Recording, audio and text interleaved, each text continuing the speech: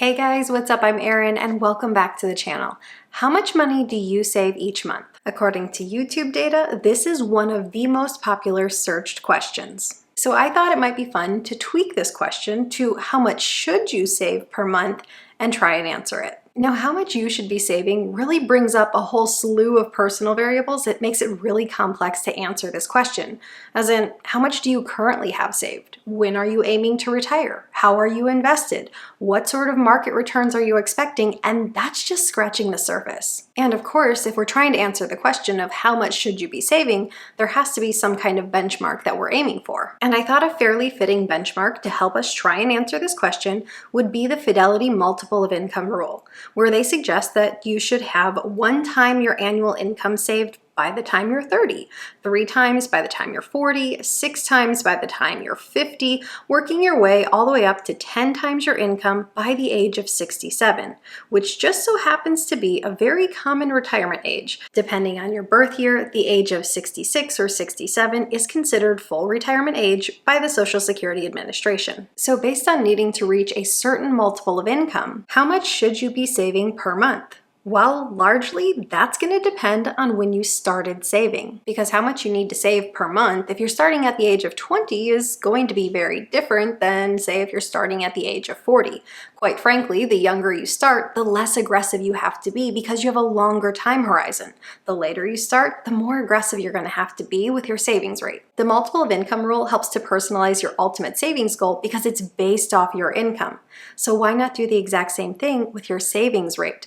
Because it's pretty impossible to try and suggest that everyone save the same exact flat amount every single month. It doesn't really work like that. However, if I did have to suggest one flat amount, I might suggest something like $583.33, simply because that's the amount needed to invest monthly to max out a Roth IRA, which is a pretty darn amazing account. All kidding aside, and more realistically, we really do have to personalize it. We have to figure out how much you would need to save in order to hit these multiples of income.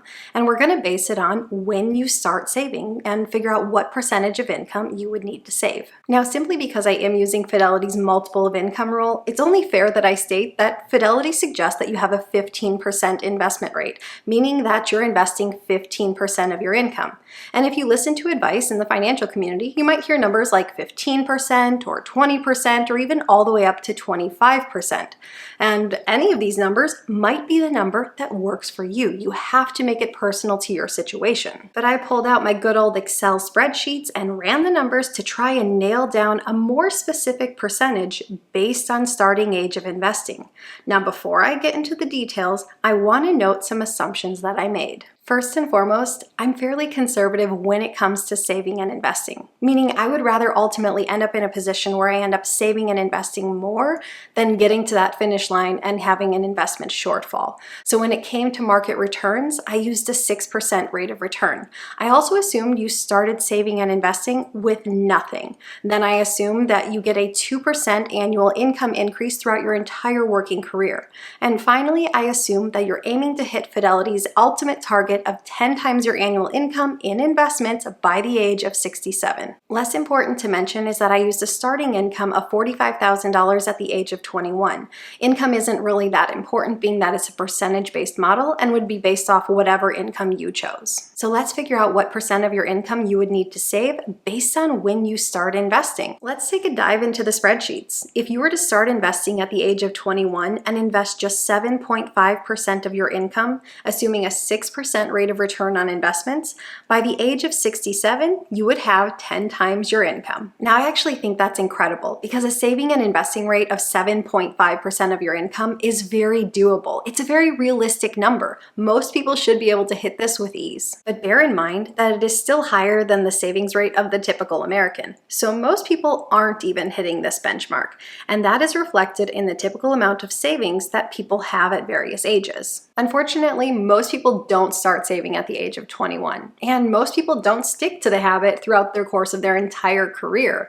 Rather, they may start later in life, or they have a savings and investing habit that kind of stutters, sparks, and fails. And thank you to one of my favorite artists, Matt Nathanson, for that line, which I borrowed from one of his songs. However, I do think it's pretty incredible to know that if you start saving right out of college with your first job and save just 7.5% of your income, that you can hit this benchmark. Let's go into the other ages. If you started saving at the age of 25, in order to hit 10 times your income by the age of 67, you would need to save 9.5% of your income.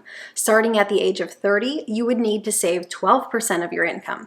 And starting at the age of 35, you would need to save 15.5% of your income. I think this is really good news considering that it is very common in the financial space for the recommendation to be that people save and invest 15% of their income.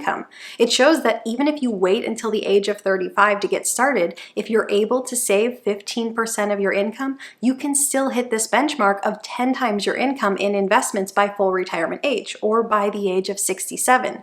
That can go a long way to giving you a well-funded retirement. And I think so many people have the attitude of, oh my gosh, I'm so late. I waited until my mid-30s just to get started saving and investing. I'm so behind, I'm never going to be able to catch up. But this goes to show that even if you're starting at a delayed age, maybe 35 or so, you can still make great headway. You can still hit this benchmark if you have a decent savings rate. If you wait until the age of 40 to get started, you would need to invest 20% of your income. If you started at the age of 45, you would need to invest 28% of your income. And if you wait until the age of 50 to get started investing with the goal of hitting 10 times your income by the time you hit the age of 67, you would need to invest 40% of your income. Even at the age of 40, I feel like a savings rate of 20% could be very realistic for many people. But as we get closer to saying you need a savings rate of 28% or 40%, I'm not sure how realistic that could be for the vast majority of people. For instance, if you have a $100,000 income and save 40% of your income, that's $40,000. How realistic that is really depends on your life, but it's probably not realistic for most people. It becomes increasingly harder to hit this benchmark the later you start, but I do think it's incredibly good news that assuming you start at least by the age of 40, you still have a fairly realistic savings rate. 20% can be a realistic number. Now, if you hung with me this long into the video, first of all, I want to say thank you because the vast majority of people actually don't make it this far into the video. I wanted to let you know that I put a link for the Google spreadsheet down below. If you want to look at it, it is view only, but if you save it to your device, you would be able to edit the saved version, adjust the income, and play with the formulas. You'll also notice that in the spreadsheet, I ran the columns for a market rate of return of 6% as well as an 8%, but I use 6% numbers in this video because I like to err on the conservative side. If you prefer to use a more aggressive rate of market return, you could get away with saving a lesser percentage of your income. Importantly to note in all of these, I wasn't able to find a savings percentage that would allow you to hit every single one of Fidelity's benchmarks at all ages. If I found the percentage that would allow you to hit that first benchmark based on when you started investing, whether that first benchmark came at the age of 30 or 35 or what have you, it would have you surpassing every sequential benchmark by a landslide. For instance, a savings rate of 8% starting at the age of 21 has you hitting that first benchmark of 1 times your annual income by the age of 30. But keeping that savings rate throughout your entire working career has you almost double the benchmark at the age of 67. Rather than ending up with 10 times your income, at this age, you end up with 18 times your income. So I made the decision that it was more important to hit that ultimate benchmark, that 10 times your income by the age of 67, because most of us are saving for an end goal. Whether you want to call it retirement or financial independence or financial freedom, this is when you're going to actually need your investments. Because prior to that age, most of us allow our investments to sit there and grow over time. At that point, they're kind of just numbers printed on the page. We're not really using them yet. But once you step away from the workforce and you're relying on your investments to carry you through life, it becomes a little bit more real. It becomes more important. It's also worth considering that you're probably not going to have one exact specific savings rate that you stick with throughout your entire working career. More likely, you're going to have years where you're able to save more and years where you're forced to save a little bit less. Quite simply, there will be years where life is more expensive and your savings rate might take a hit at that point. But those years where you save more can help offset those years where you're saving less. And I like to look at these percentages as sort of a baseline number. So make sure you're hitting this and try to aim to get above it, but they're a good baseline to start with. And really what is most important is that you're saving and investing on a regular basis. What is your current savings rate? Would you care to share down below? I post new videos every single week. If you got anything at all out of this one, please give it a like. If you're new here, please consider subscribing, or if you know of someone who might get something out of this type of content, please consider sharing. I'll see you soon. Bye.